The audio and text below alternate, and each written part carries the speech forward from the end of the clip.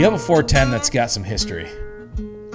It definitely has history. So kind of, I would say that 4 or 5 years ago is when the 410 started becoming popular. You know, you had TSS loads available for it. And we just kind of went out and it's like, hey, let's shoot one with the 410. That'd kind of be cool. You know, something different from the normal 12 gauge. And that just like, after we shot one, I had one come in and just, it was so much fun shooting with the 410. Yeah. And so what I was doing after I'd shoot a turkey, I'd put a notch on the stock, right? Because it's a turkey gun at this point. Yeah. And over the years, it kept going and kept climbing, kept climbing. And now it's to the point, it's after 5 years of hunting, it has 126 kills with it. Now this is not just me, right? So like friends, family, clients.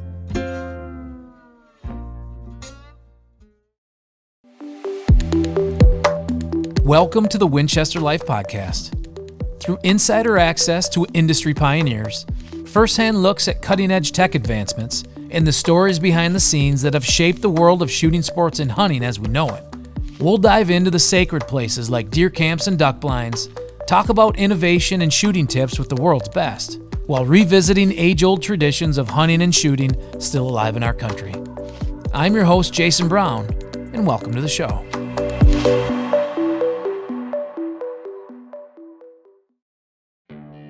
The Winchester Life Podcast is brought to you by Winchester Ammunition, Winchester Repeating Arms, Winchester Safes, White Flyer Targets, Folds of Honor, Birchwood Casey, Walkers, Winchester Pet, and Winchester Optics.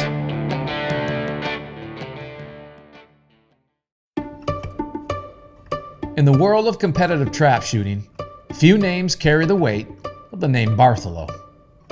From the dusty ranges of South Dakota to championship podiums across the country, Foster's journey has been one of discipline, consistency, and a relentless pursuit of perfection. Alongside his brother Matt, the Bartholow name has become synonymous with excellence, a family legacy built on countless targets, long days on the range, and a shared passion for the sport. But Foster's story doesn't end when the clays stop flying. An avid hunter, he's chased wild game across the prairies and the mountains, proving his skill and marksmanship translate from the trap fields to the decoy spreads. At the heart of it all is a partnership that fuels his success, Winchester Ammunition. Trusted for its precision, performance, and history, Winchester has been there for every milestone in Foster's career, from breaking records to bringing home game. Today, we sit down with a man who embodies the competitive spirit, the bond of brotherhood, and the deep tradition of America's shooting sports, Foster Bartholow.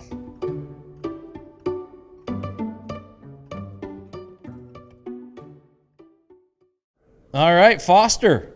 Man, it's great to have you on. I know you've been busy this summer, and you and your brother just got back from Sparta, didn't you? We did, yep, literally a couple days ago. Got back home. Yeah. What a grand it was. Explain a little bit about the Grand American, what that is, and we'll get into some other stuff here in a little bit. But just overall, Foster and his brother Matt were at the Grand American that's in Sparta, Illinois, and it's a trap shooting. It's a championship. It's the biggest one in the country, right? It is. Yep. So talk a little bit about just what that event is to the trap shooting. To trap shooting in general. Yeah, so I mean, as most people know, there's 3 different styles of shooting that are predominantly the biggest, skeet, sporting clays, and trap. And with American trap, you have the Grand American. If you've never been there, it is huge. It's 3.5 miles of trap houses, a huge complex. You see around 5,000 shooters come to the Grand American every year. And honestly, it's a great time. There's people throughout the world that come. Some of our best friends are Brazilians that come over every single year, and it's just a good time.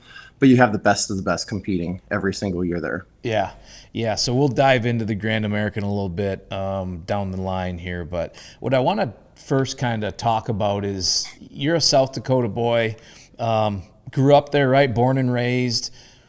Born and raised, man. So talk about how just that prairie, how that landscape really kind of sculpted you into who you are today. Yeah, I mean, we're blessed. Again, Black Hills of South Dakota. It's God's country for sure over here because we have very low humidity, which going down to the Grand is kind of a complete reverse. Oh, it's a hot box, yeah. The most hot, humid.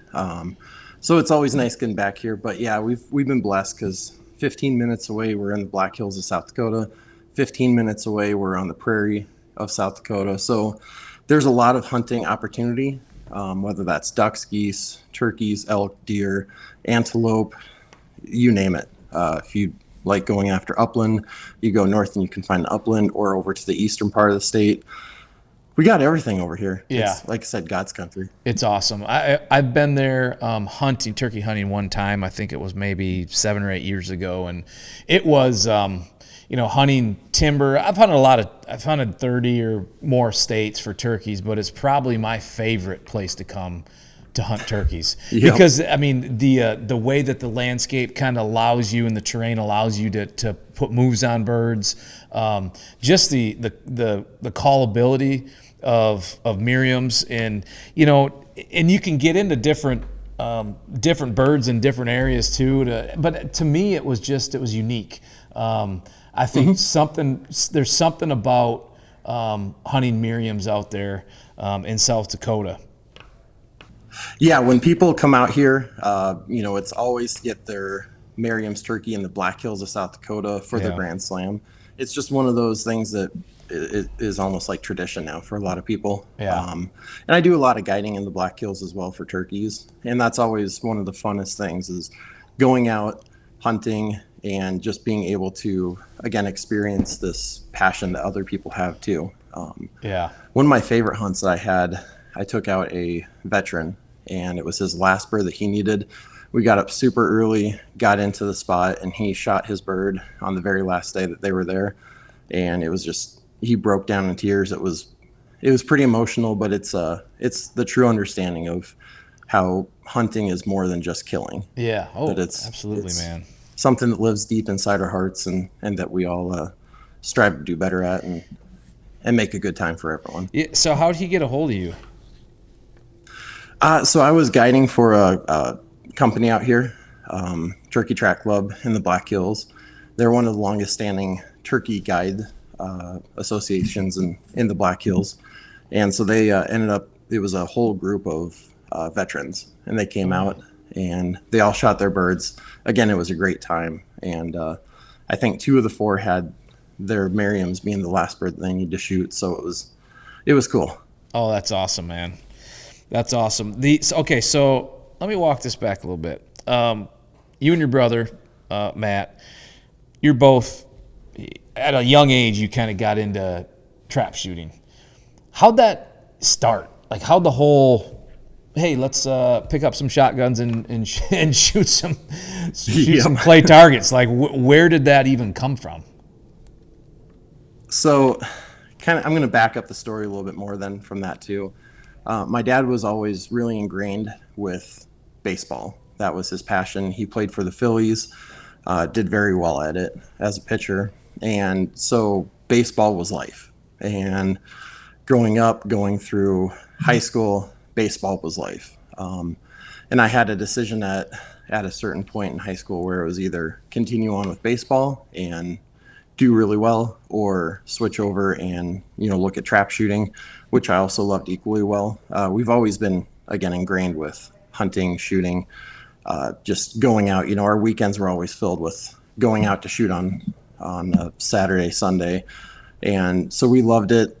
But it was one of those things that it hurt my dad, I think, a little bit when I said, "Hey, there's a trap shooting program going on. I really want to try that out." And so Matt and I got into it. We were 12 and 14.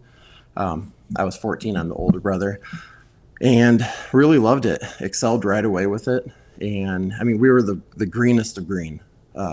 If you could imagine, a couple kids and the dad going out there and all orange, that was us. Yeah. Really had no idea of the etiquette or, like how trap shooting ran at all, but we dove into it. After the first year, did really well. By year 2, we got into Browning, and we were already shooting Winchester ammo. And at that point, things just exploded. We got trap shooting grade guns, and like I said, great things happened after that. Yeah, and we'll talk about that in a second. But your dad played for the Phillies? He did, yep. I swear to God. He's got one heck of an arm. Yeah, he's a pitcher, right? I mean, is he a pitcher? Yep. I think I have his baseball card. What years was he in with the Phillies? Oh, gosh. I plead the fifth. So was it before you guys were born, or do you remember him playing? Yeah, it was before we were born. Okay, Yep. so it was before you guys were born.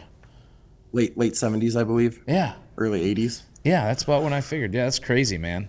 Yeah. So so how was he from South Dakota? Is that how you guys just kind of came back to where he grew up? Yep. So he was the whole family was originally from Mitchell, South Dakota, and he played for Post 22, which is out in Rapid City. So the whole family moved out to Rapid City, and he pursued the dream and the career with baseball. And like I said, he excelled at that very quickly. But I always remember, going through high school, he would take me out and we'd go hit a mess load of balls. And he always reminded me that he's been against some of the greatest batters in the world. And he's never had one hit back at him as hard as I did. Really? That's funny. Ripped one back and it sent him down on the ground. And that next pitch that I got, I still have the mark on my leg from it. Oh yeah. But it was fun because we're very competitive. My dad and I both are. Yeah. And so like I said, I think it kind of hurt a little bit, not pursuing the baseball side, but where we're at with trap shooting now and what we built and, the legacy that we want to continue. Everything God had a plan, and we're on the right course. Well, yeah, I mean, you don't get to the big leagues without having some major a major plan and discipline and a work ethic. So obviously that translated into you boys, and I think, I mean, that's whatever it was that you guys were going to pursue. I would imagine it would have probably worked out for you. If you have an example like that, you have an example like that in your household that you can kind of, it's really a template, a format that you can look at and say, hey, Dad did X, Y, and Z, and this is how he did it. Apply it to anything in life, and I think a lot of that stuff, that's kind of how it happens. You want to talk about the best mental coach out there? Spend an hour with Buddy Bartholow on the phone, and you'll quickly realize that he is by far light years above anyone else that I've ever met for a mental coach. Yeah. His ability to not only instruct you, but at the same time encourage you and build you up and get you pumped up for going shooting, going hunting. A few years ago, I love archery as well, and I got into the Total Archery Challenge. Yeah. And if anyone's seen that, basically there's a 111-yard truck giveaway. If you get within like the size of a silver dollar at 111 yards, the whole entire arrow has to be in it. You get your name put in for a truck. And I went out, and I'd been practicing and training, getting ready for this. And I went out, and the first shot I had was like an inch above this, the center. Yeah. And the second shot I had was an inch and a half to the right. And the third shot I had pretty much marked the same that I had on the first shot. Wow. About an inch above. You gotta think a group like that at crazy. 111 yards is pretty incredible. But I was deflated, right? I was nothing. I'm the worst shooter in the world, and because I didn't get the goal that I had set out to pursue and get. And I called my dad. He's like, just stop thinking like that. He's like, change your attitude. It will change your performance. He said, next round's on me. Go get it. I'll hear back in 5 minutes. Went out there with a completely different attitude, ready to rock and roll with this thing, and shot. Sure enough, got it right in the middle of it. Got my name in the truck giveaway. I didn't win the truck, but it's a good testament, like I said, with his mental training to get you back in the zone. Even if you fail the first time, the second time or third time, he's going to get you right back in it. Well, Jesus, dude, like to put That's a hell of a long shot. Was that your hunting bow that you did that with? Oh yeah. My God, man! Like I Yeah. literally like that is incredible to put 4 out of 6 or whatever within a silver dollar. Like that's some good shooting, man. So I mean, appreciate that. Yeah, but it's just like anything else, right? You put your mind to it. Great things are going to happen. We changed, kind of backing up a little bit with our story, but we changed our trap shooting style. It had always been going out and shooting a quantitative amount, right? Go and shoot 100 rounds a day, rain, shine, hail, doesn't matter. And we changed it up and we call it perfect practice, where if you go and watch Matt shoot now, he's not shooting 100 rounds a day. Sometimes he'll shoot a box, sometimes it's 2 boxes. Obviously there's that muscle memory that you're going to acquire, right, by shooting shells. But we found once you hit a certain point, you're going to gain more by doing less. Perfectly. Yeah, it's the 10,000 hour rule, right? I mean, you hear that all the time from everybody with anything you do. It's the 10,000 hour rule, and I kind of apply that to golf in a lot of ways. I've played a lot of golf in my life, and it doesn't matter when I can go out. Now, as long as I hit a bucket of balls every couple weeks, I can go out there and I can shoot even par, but it's not because I'm a great golfer. It's because I did it so much early, and now the muscle memory is there and the confidence is there too. I mean, that's half of it, right? Is just knowing what you're capable of and what you can do, and visually seeing success, I think is so important. But I was going to ask you that. So talk about how you guys originally trained when you first started at 12, 14, 15.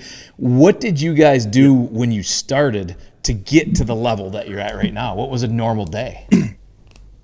Yeah, I mean, here's the thing. Like I said, we started off really green. It wasn't like we were trap shooting heroes by any means. I'm still learning too. Matt's definitely got it figured out. He's the goat of doubles. Yeah.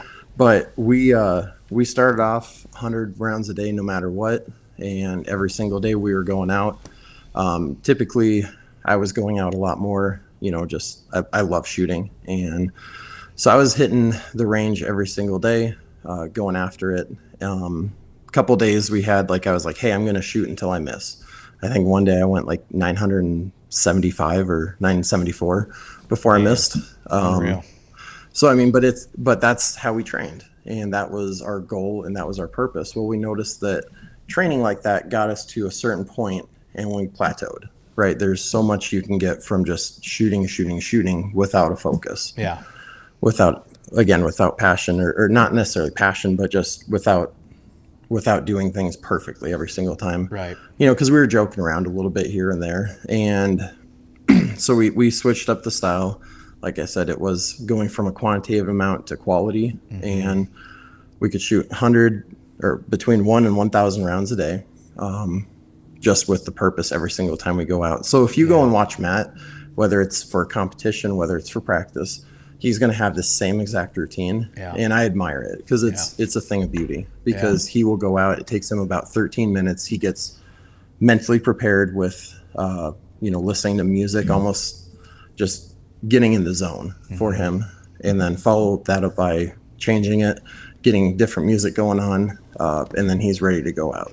And not many people do that, whether it's really any sport, but for trap shooting, I see very few people that have the mental abilities that he have with, as far as just knowing his purpose, his plan, and executing that every single time. Yeah, man, I feel like that's kind of parlays and bleeds over into every sport. I think you see the great ones have this ability to mentally block out certain things and to highly focus on certain aspects of whatever they're doing. And yeah, I mean, I can honestly say the only thing that I really do that in, probably personally, that I can even come close to what like Matt or some of these other great ones have done is when I'm in the edit bay and I'm in a groove with a song, with the sound design, and I have this vision, and it's just razor sharp focus,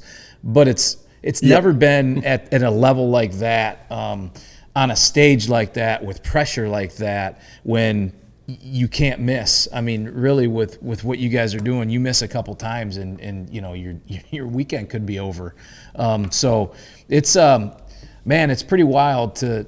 And I was going to ask you that, like, is that what you think separates Matt in doubles from everybody really that's ever done it? Is his, or is it just built in? It's hard. What is it that makes it so unique? I think it's a little bit of both, honestly.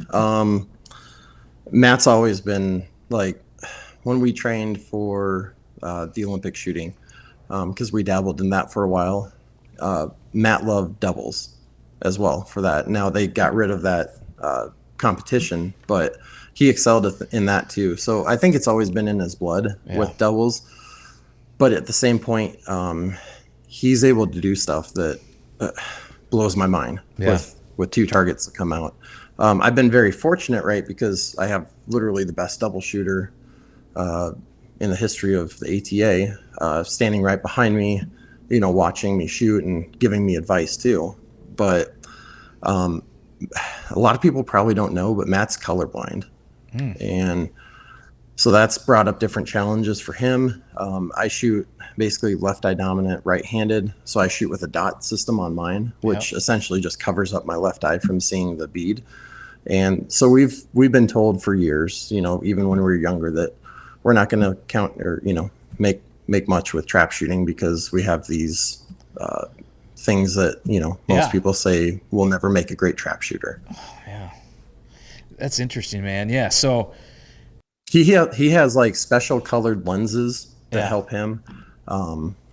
It's crazy. I look through his glasses and it sets my eyes on fire, but other than that, it works for him. So it's crazy, man, because in trap or anything with a clay target, the color that's what catches your eye right at first is you see that color and then everything else catches up to that. So to not be able to see color and really just go on movement, I mean, he's really just shooting at movement, right?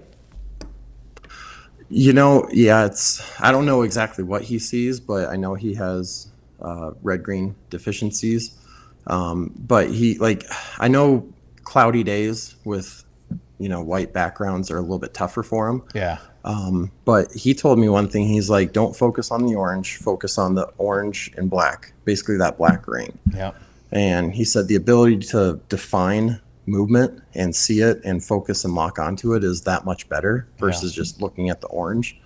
And I started doing that, and it works really well. Yeah, aim small, miss small, right? Yeah. Yep. So he shoots doubles. So talk about, all right, so at the Grand American last week, the beginning of the week all the way to the end, talk about your events, because there's so much going on. It is chaos. It is chaos. But talk about your week. Sure. So there's 2,600 total targets that are shot down there. Basically, you have prelim week that have 100 each of singles, handicap, and doubles. And then you have grand week, which drops down to 200 a day. But again, a total of 2,600 total. And I've been really focusing on doubles this year. That was my number one goal. Typically, when I pick up a shotgun right away, I'm grabbing the singles gun and working into handicap, working into doubles. This year, I went straight into doubles and then worked on the other ones. And so my grand week went really well. I won 3 different trophies for doubles competitions, shot really well in those. Yeah. Singles is a beast of its own. You have to be perfect. Just for an example, I shot 199 out of 200 in the Clay Target Championship, and that got me nothing. There's unbelievable. 50. I think there were 53 or 57 shooters this year that shot all 200 for the Clay Target Championship. So, and then you have a shoot off. You have a shoot off after that, right? So everybody's tied. So then how long's that go? It can go anywhere from, we've seen it done like literally within the first 150 rounds.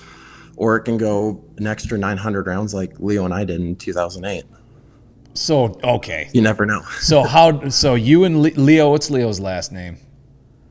Harrison. Okay, so you and Leo Harrison in 08 shot 900 extra targets to decide who won. Yep, and neither of us missed. Basically, so you had 200 in the main event, and then you shoot off 200 a night. And so we went over 4 days, 200, 200, 200. We shot 300 that last night. At that point, the president of the ATA came out and said, listen, guys, like, this is something, you doubled what anyone had ever shot for the longest shoot off in record. And he's like, would you guys like to be declared co-champion for the year? And so that was it was the longest shoot off in history for singles at the Grand American. And it was also the first time there had ever been a co-champion for a single event for the ring. Wow, that's crazy. Yep. So you're sitting there and you're 150, 200 in. At what point do you become numb to the fact that if I miss, I lose? Like, at some point you're just shooting what you see, right? I mean, what were you thinking? Oh yeah. You don't think about that. That's bad juju. Yeah. You focus on the targets, what task at hand. And I remember very distinctly the one target where I split in half. It was on post one. It was a kind of a mid to hard right, and I split that baby in half, thanked the trap shooting gods, and kept rolling. Yeah. But that's everything else from that was ground pretty hard.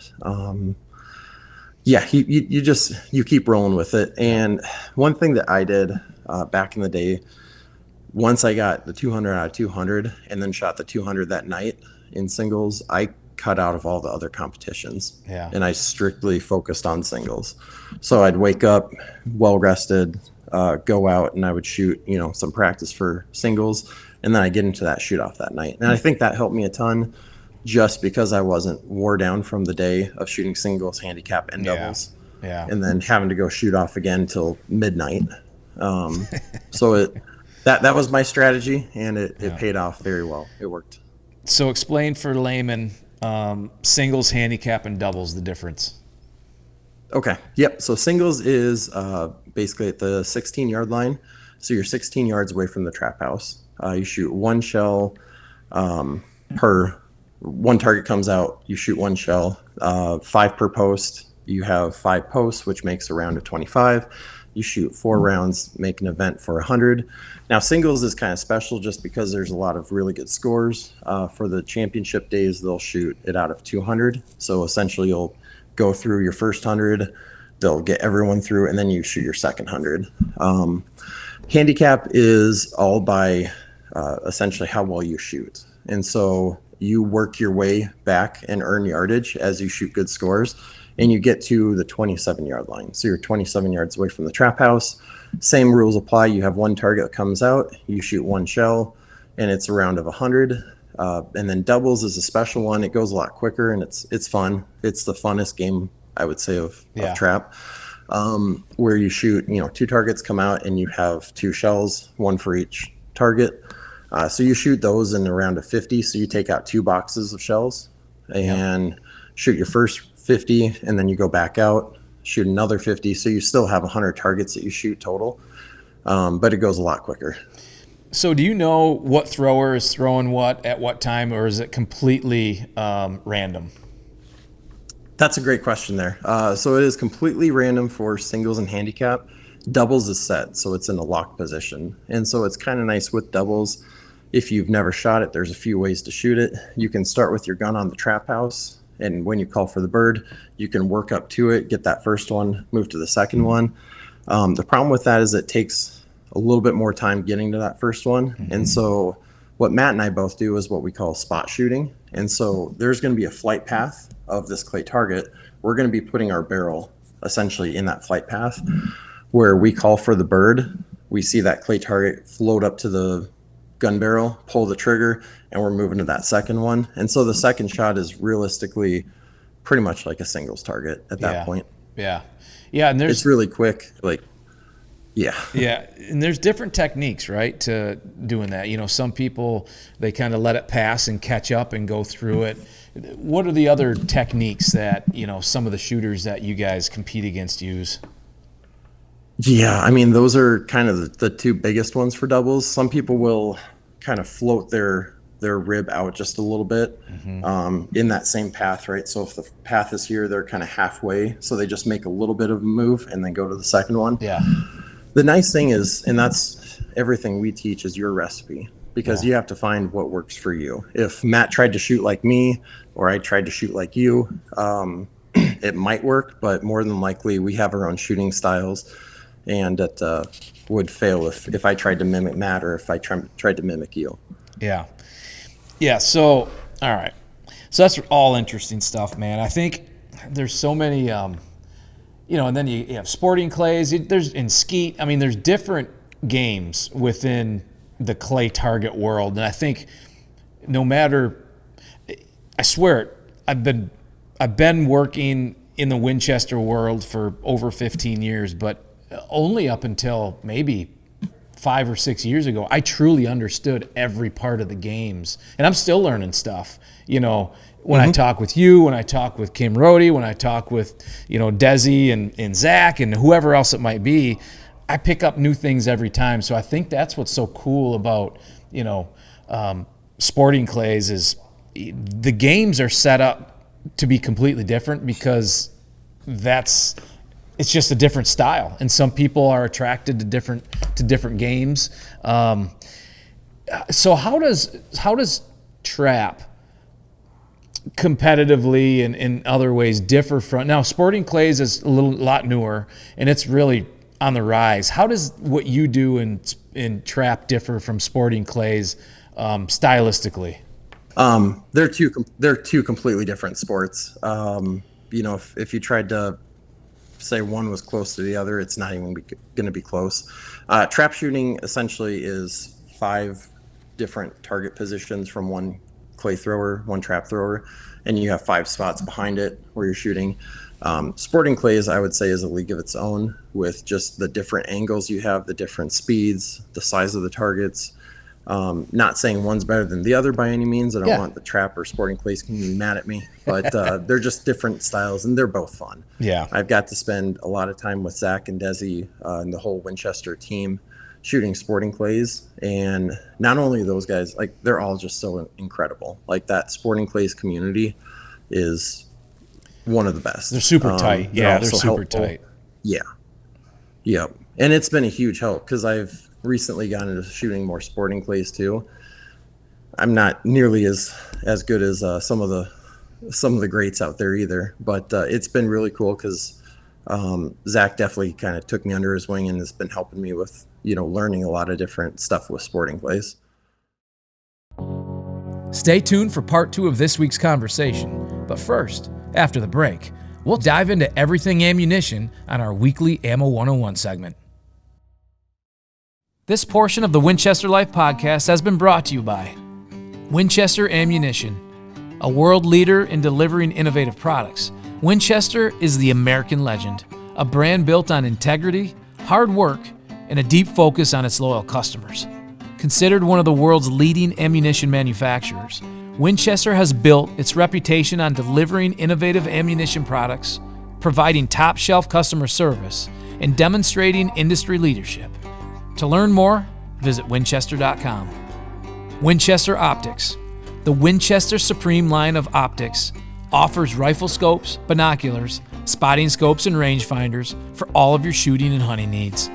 To learn more, visit worldofwinchester.com. Winchester Repeating Arms. The guns that work with a reputation built on reliability. Winchester rifles and shotguns are built tough with superior fit and finish. Winchester firearms are built to exceed expectations. To learn more, visit winchesterrepeatingarms.com. This week on our Ammo 101 segment, we've got Kyle Massinelli from Winchester. Let's talk some waterfowl stuff. Waterfowl is it's here, it's coming, it's soon. In Michigan it starts September 1st, and the honkers are everywhere right now, and I feel like the honker population everywhere is growing. And there's some pretty crazy things that the DNR are doing to kind of keep that population at a mid grade. But let's talk about Final Pass. Yeah, Final Pass is July of 2025 was introduced.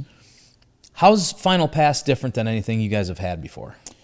Final Pass, what sets it apart is this is really I'll call it our second movement into mixed shot size payloads in waterfowl space, but it's really all coming at the same time because we released Last Call Double Shot really at the same time. Same time, yeah. Different product. We can talk about that another time, but what Final Pass is it's a blended payload, all steel waterfowl load, right? Yeah. So it's in that price point of premium steel, but it's blended of two different shot sizes to kind of take away that guesswork sometimes that we've all been faced with, right? Depending on what you're expecting that day, more geese, more ducks, small ducks, big ducks, that's right. Whatever it might be, we've all been in those situations. Final Pass is a blend of two different shot sizes that ultimately takes that guesswork out. Yeah, I mean the guesswork is we've all been there. It's early morning. It's usually late October, sometime around Thanksgiving maybe. You have honkers coming in, but the ducks come in early. And do you put in BB? Do you put in twos? The ones, I mean, that's the question, and there's a shuffle. You bring in different boxes for different opportunities, and sometimes you stagger them in your shotgun just because you don't know. This takes that guesswork out, and for years and years, we've kind of struggled with, do we shoot in BB? Oh, ducks are coming in, let's throw in twos. Swap in the twos. Yeah, exactly, and we've all been there, like you said, and it can be frustrating because at the end of the day, you want enough pellet, right? When I say enough, you want a big enough pellet that you know you're not going to cripple birds, right? You want to ethically harvest those birds quickly, but yet when you know you've got BBs loaded in there, you know you've got enough pellet, but then those ducks come in and you say, man, I wish I had more pellets in this load because that's what I want, that's what I need to ultimately make some good shots on ducks, and I'm giving up that pellet count. So that's where Final Pass comes in. Is we blend those shot sizes of a little bit smaller, a little bit bigger together to kind of fill out that entire pattern density, right? That overall, quantity of pellets that are available, but yet don't give up all that penetration characteristics that you need to ethically harvest. Yeah,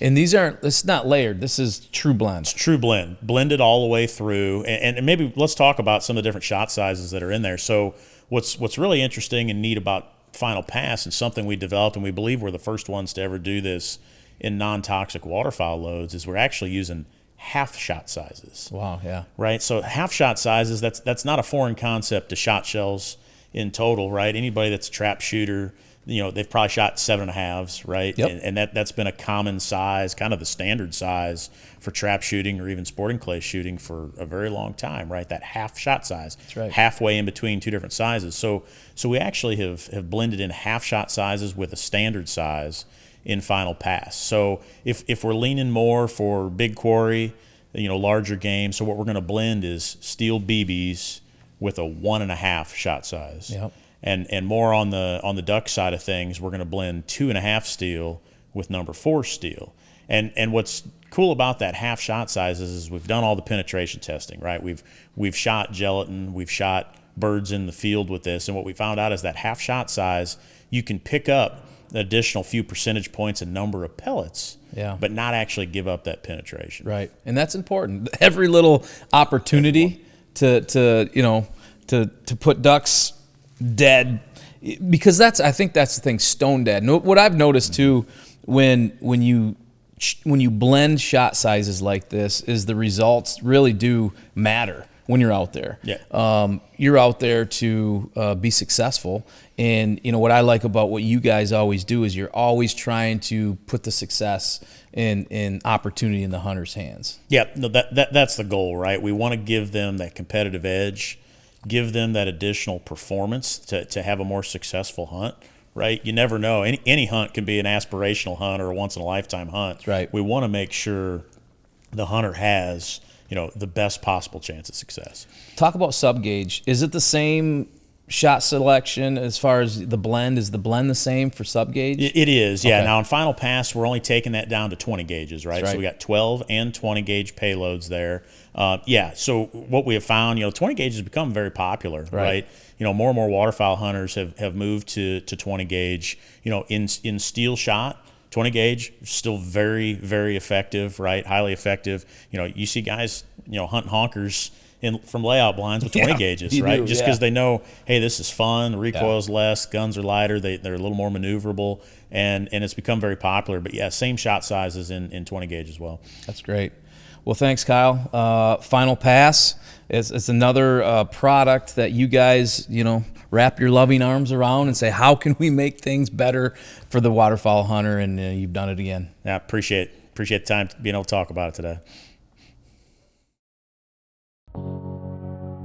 Coming up next on the Winchester Life Podcast is part 2 of our guest conversation. But first, a few words from our partners.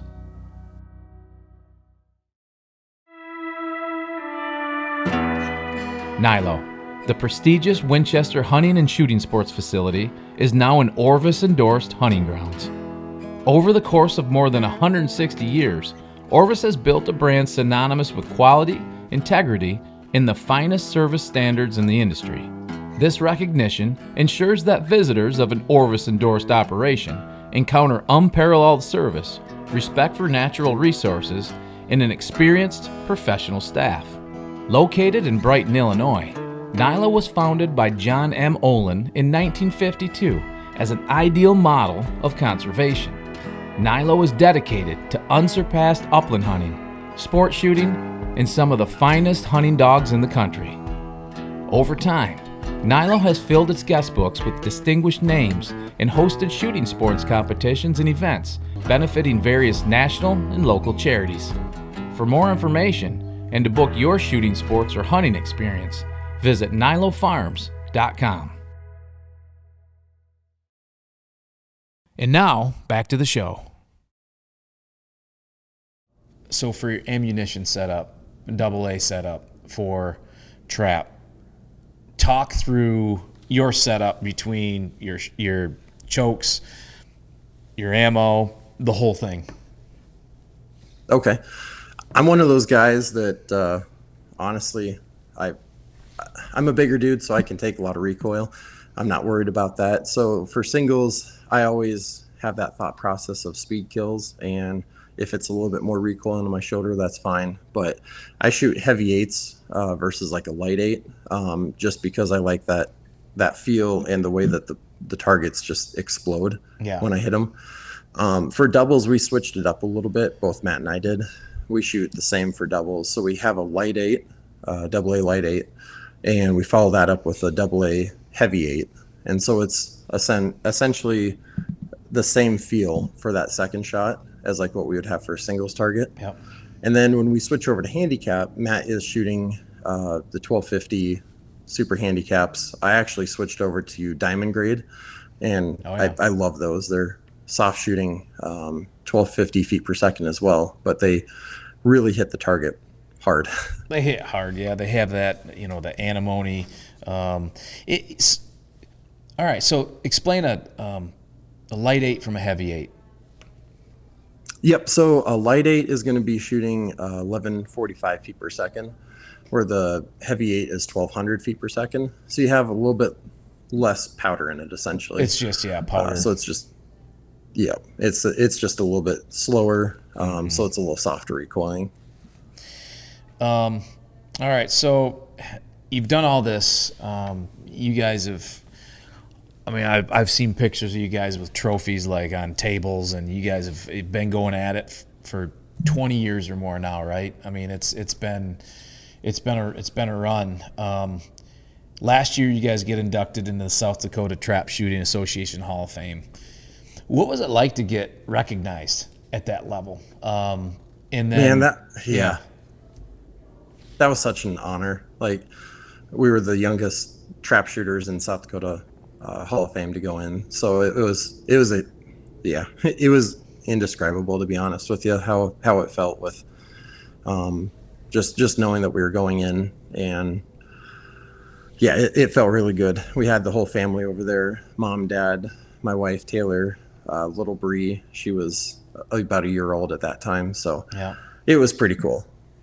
And it's never the goal. It's never the goal to make it into a Hall of Fame or get your jersey number retired or whatever. But that's just a byproduct of the process. It's a byproduct of working your butt off and staying focused, and it happens. I guess one target at a time. But yeah, when you have a chance to get something like that, did you reflect a little bit on, wow, what a journey it's been?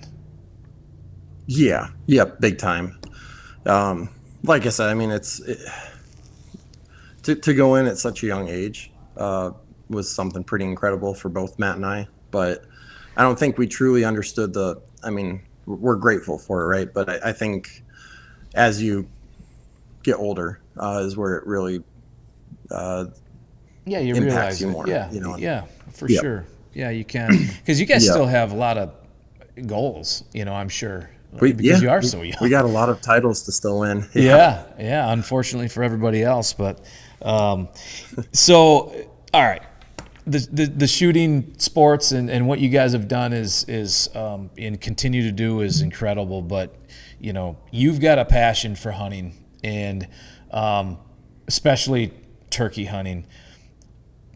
How was first of all, talk about your season last year in general. You guys start when? Second week of April? Second week of April, and it goes through the end of May. And it was nonstop the whole way through. Yeah. You come out feeling like a zombie for sure. But we had so many great people come out last year. It's been a lot of fun. We had Team Winchester come out for a Winchester camp and showed them a great time. Got a lot of really good content. Yeah. So you sent over some stuff. That 410. Oh yeah, that 410, and we're gonna get into 410. Nathan Robinson from Winchester Ammo, he was out, and you kind of brought him out a day before, because a lot of times, and I know this too, those guys that are kind of hosting the event, they don't really get a chance to really hunt as much. It's kind of, priorities aren't always. But he said, hey, come out a day early. I got a spot for you, and the footage is incredible. Talk about that hunt. Yeah. So Nathan's been a great friend of the family. When we first started trap shooting, he was the guy that we went to, and just a tremendous guy. But like you said, it's tough because when you have riders on a hunt, doesn't matter. You're always going to try to get that rider the best experience first. Of course, and that's just how it goes. And so I said, dude, let's go have fun, right? Just let's get you done. And I said, we'll save plenty of good spots for the riders as well. And so he actually got tags in a different unit that the riders didn't have. Yep. And so there was no complications there whatsoever. But right.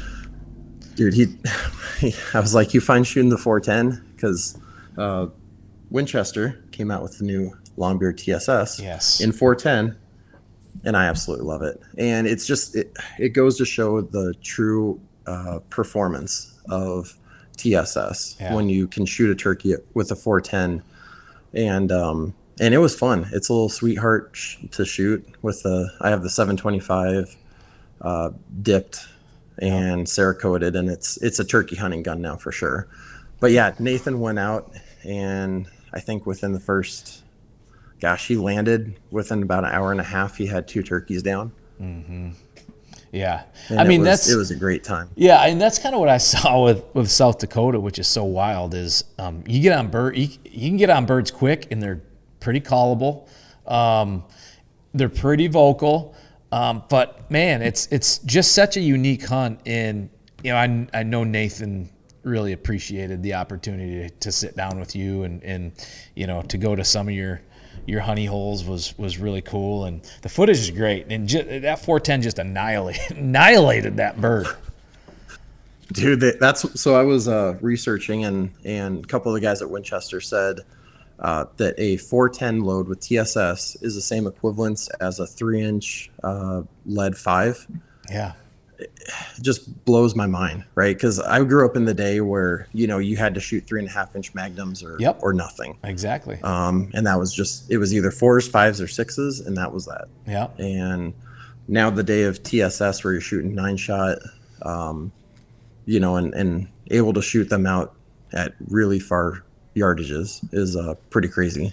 What's the and not that everybody will push it to this, but what's the farthest that you've shot a bird with the 410? 60 yards is about the farthest that I'm going to shoot with a 12 gauge. Yeah. With the 410, I'm one of those guys. If it has to be, at 35 to 40 yards max. Yes. And typically we're shooting them at 15 to 20 yards anyways. Yeah.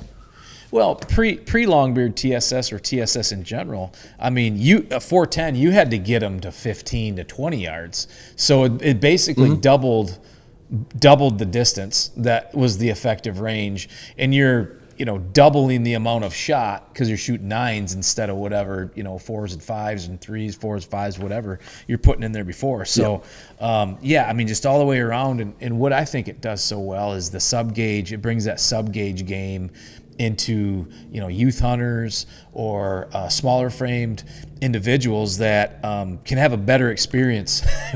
Even sighting in a turkey gun. Back in the day, you 3.5s, and you just kind of close your eyes like this is gonna friggin' hurt, and it hammers you. And I was 200-pound guy. I didn't like sighting those things in, patterning, boarding them things, but with the sub gauges, man, it's just so fun to shoot a 410 and the four. So tell me the story about this 410 you have, and you've been telling me about this for a couple of years, but you have a 410 that's got some history. It definitely has history. So kind of, I would say that 4 or 5 years ago is when the 410 started becoming popular. You had TSS loads available for it. And we just kind of went out and it's like, hey, let's shoot one with the 410. That'd kind of be cool. Something different from the normal 12 gauge. And that just like, after we shot one, I had one come in and just, it was so much fun shooting with the 410. Yeah. And so I ended up ordering a gun from Browning, like I said, the 725 field. And that got converted into a turkey gun really quickly. And so what I was doing after I'd shoot a turkey, I'd put a notch on the stock, right? Because it's a turkey gun at this point. Yeah. And over the years, it kept going and kept climbing, kept climbing, and now it's to the point. It's after 5 years of hunting, it has 126 kills with it. How many years of hunting? It's 5 years. Now this is not just me. Oh, of course, right? So like friends, family, clients. 25 a year though. Wants to use it. Yeah, that's incredible. That's a lot of turkey hunting, man. Like, I just want to make sure everyone knows it's not just me, but it's cool because it shows the impact that like I said, the TSS has. Yeah, no, that's awesome. It's this year we were able actually to get Matt's son. He's 6 years old. Got him out for his first turkey. Yeah. It was so cool. Like, cause we have the aim point red dot on it. Yeah. And that thing is so deadly. Like, you just put the red dot on the turkey head and it flops. Yeah. You just released that video not too long ago, right? Yeah. Released that video. And your YouTube channel is Prestige Outdoors, right? Prestige Outdoors. Yep. Yeah. Yeah. It's been growing like crazy, which is really cool. Cause one of my buddies, Corey, and myself, we have this huge passion. We love turkey hunting, really any kind of hunting, but we're definitely getting more into deer hunting. It seems like that's quickly becoming a big passion too. Yeah. Well, I mean, 125 gobblers in the last 5 years. I mean, what's next? You move on. But you do a lot of probably 126. Yeah. Oh, 126. Waterfowl hunting, though, is a huge part of your fall. You guys have some phenomenal waterfowl hunting. The migration is a big part, obviously. I mean, there's a lot of local honkers everywhere now. I feel like there's so many Canada geese everywhere. But what is your go-to time frame when it comes to waterfowl hunting out there in South Dakota?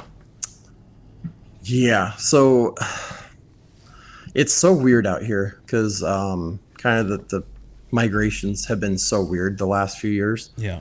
On a normal year, we have a couple fields that hold 8,000 birds, give or take, and it's been, again, incredible.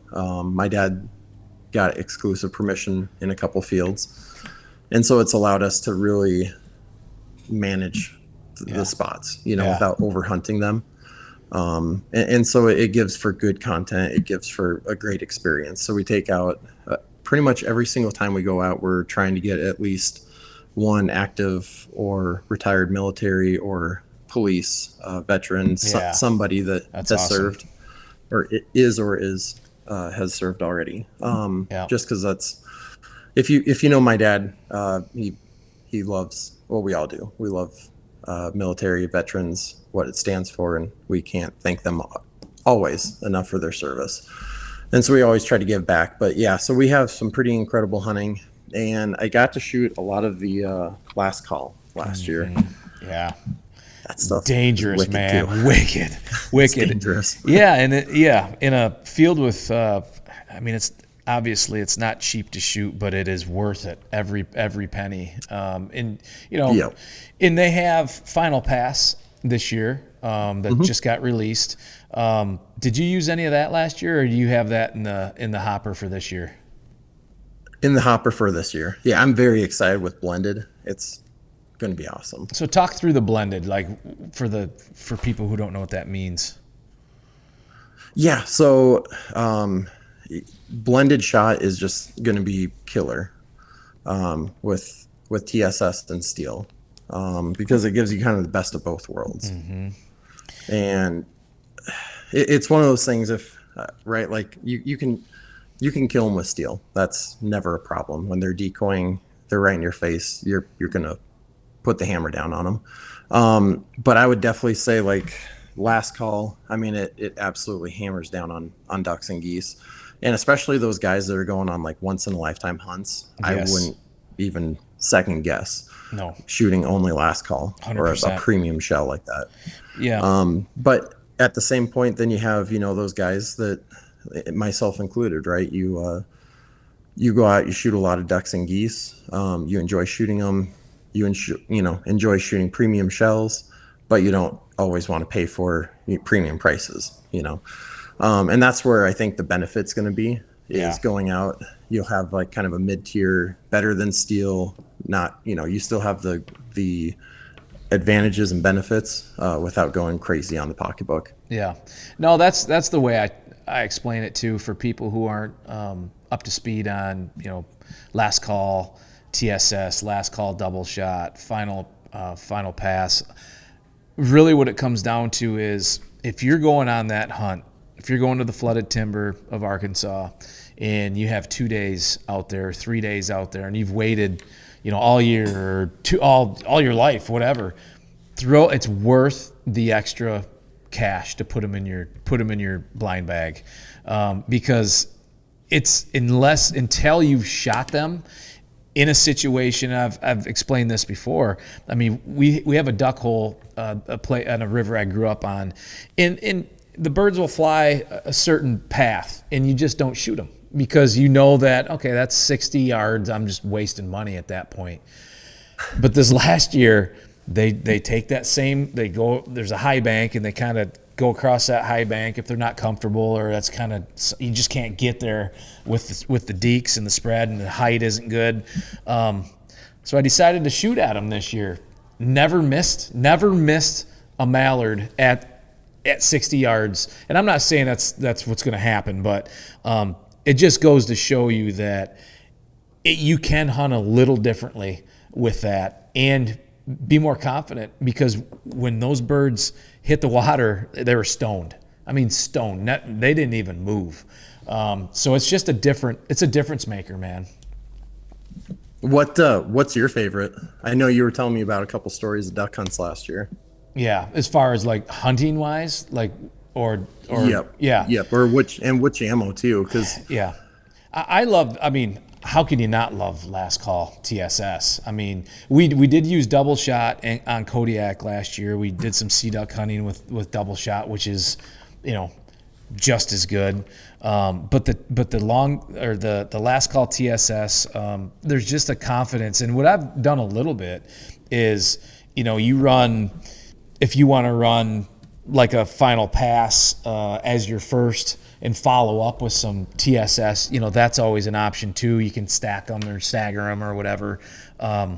But yeah, it's in as far as, from a hunting standpoint, I love hunting rivers. We've got a lot of rivers up here in Michigan, and the beauty of it is in the migration, late November, early December, those lakes are completely locked up, and we've got a lot of cut cornfields and stuff that we can hunt in the fields for honkers and mallards, but those rivers stay open pretty much all year. And if you can find a river that's pretty close to some feed, it's lights out for honkers and ducks. So love the river duck hunting. It's not so good early season, but as things kind of lock up and get colder, those rivers get hot, and those are some of the best hunts I've ever been on. Nice. Do you have the same thing too? When I shot last call, or any TSS too, same thing with longbeard. I had to really open up my choke tubes, big time. Yes. Like I'm putting in like improved cylinder. Yeah, that's a or good else thing. I'm getting too tight of a pattern. Yeah, and that's a good thing, man. I mean, it's and when you shoot them out of the we pattern boarded a ton of longbeard TSS, and we also last call TSS, and we did the same thing. We had different chokes at different distances, and we've got a lot of that video that Winchester's posted, and it does make a difference. And for turkey, I guess it's one thing. You want a super tight pattern, but for ducks and geese, yeah, you want something that's a little more forgiving, I think. And that's why, I've had extreme, some of the really constricted chokes, I've kind of loosened up a little bit, which I think's helped tremendously. Big time. Yeah. Yeah. Even with turkeys, man, like we're running improved cylinder for that first shot. Yeah. And it's nice convenience with the over-under for two different chokes, right? So you have a more open choke if they're super close in, and a little tighter choke if they're further out. But I won't go anything tighter than the modified with TSS. No. Or else it's pretty much blowing out the pattern. Yeah. No, I agree, man. And have you posted anything about, have you patterned any of those, any of the TSS yet? Yeah, we patterned the 410 out to 100 or 110 yards. That's crazy. And just to see what it. Yeah, just now, see what obviously, we're not going to shoot that far. No. But we had some comments on there like, "Why are you guys even shooting this far out? You're never going to take a shot there." And it's like, because we just want to see what happens. Just want to see what happens. But yeah, I mean, ballistic wise, like it's just insane with from waterfowl to turkey, the damage it can do. But like you said, it's that confidence, right? You get out there, especially if you're going up to Kodiak, and for most guys, that's once in a lifetime hunt. That's right. And to get out there and be shooting steel and your dream duck gets away, that would be deflating. Yeah, you don't want to mess around when you do something like that. So you and your brother, you hold youth clinics, and they're typically packed. Do you see a big interest in shooting sports and the growth of it? Big time. Yeah. Big time. After COVID, man, it exploded. The amount of kids shooting trap, right? Or just people going out and just recreational shooting just exploded. And nowadays it's so crazy, because back in my day, you couldn't letter in trap shooting. There were few colleges that had trap shooting as, a sponsored athletic.